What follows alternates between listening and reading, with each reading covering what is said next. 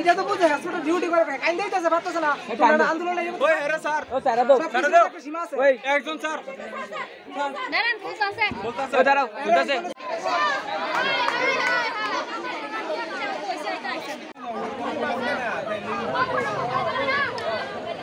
আরে ভিডিও করতে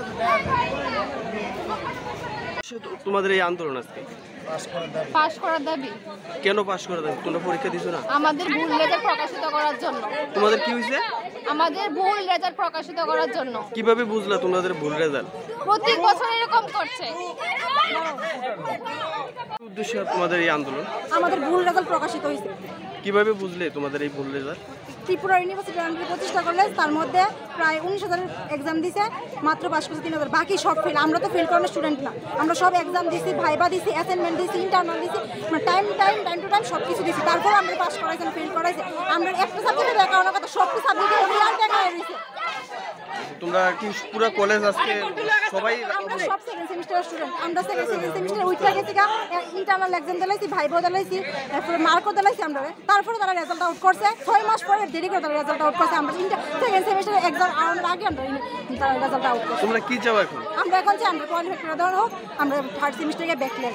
দেখি সবাই দাবি একটা, সবাই দাবি তোমরা পরবর্তী সেমিস্টার ওঠার জন্য আমরা এটাও কইছি যে আমরা ব্যাক শুধু ক্লিয়ার করব। আমরা কইছি যে আমরা থার্ড সেমিস্টার এক্সামের সুযোগ দেওয়া দেন, আমরা থার্ড সেমিস্টার উঠে গিয়ে এসে ব্যাকলেট। এটা কি কোন কলেজ? এটা রবীন্দ্রনাথ ঠাকুর মহাবিদ্যালয়। বিশালগড়। কটার সময় অবরোধটা করছো? আধা ঘন্টা। পুলিশ আইছে বা কোনো উচ্চপদস্থ অফিসার আইছে?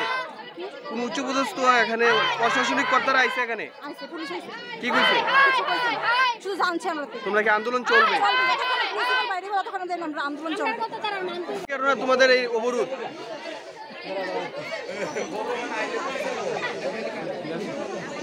বিগত আমরা অনেকদিন যাবৎ 2 সপ্তাহ ধরে আমরা ঘুরছি কলেজের বিষয়ে। আমাদের 88% স্টুডেন্ট রবীন্দ্রনাথ ঠাকুর কলেজের সব এভরিথিং ফেল করে দিয়েছে। কারণ কি বিষয়ে ফেল করেছে?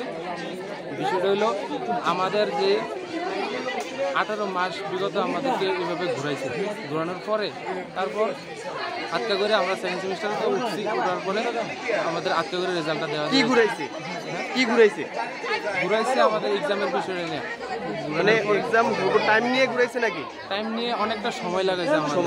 সময় লাগানোর পরে আমরা অনেকদিন ধরে ঘুরতেছি। আমরা ইউনিভার্সিটিও গিয়ে আন্দোলন করছি। আন্দোলন করার পরে এখান থেকে আইসি যে কথা কইছে যে কলেজের তারা জানে সব কিছু, কলেজের বিষয়টা সবাই জানে, কলেজের তারা জানে, কলেজের ম্যাম সবাই জানে। এখন কি চাও তোমরা? এখন আমরা চাই যে প্রত্যেকটা স্টুডেন্টের কোয়ালিফাই করে দেওয়ানো হয়, আর আমাদের যে ব্যাগগুলো আছে ব্যাগগুলো আমরা ক্লিয়ার করি। এটা কি ঠিক হইব? মানে ফেল করলে তারপর পাস করা, এটা কি ঠিক?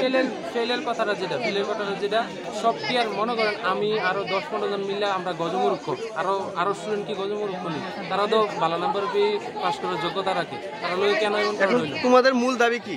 আমাদের মূল দাবি একটাই, আমাদেরকে পাস করা দেবে। কোন কলেজ এটা? এটা রবীন্দ্রনাথ ঠাকুর। তোমরা কতক্ষণ হয়েছে এখানে গেট তালা দিয়ে বন্ধ? বিগত আধা ঘন্টার মতন হয়েছে। আমরা কেউ আইছে? কোনো প্রশাসন? এখনো এমন কোনো প্রশাসন আইছে? প্রশাসন এসে তারা করতেছে।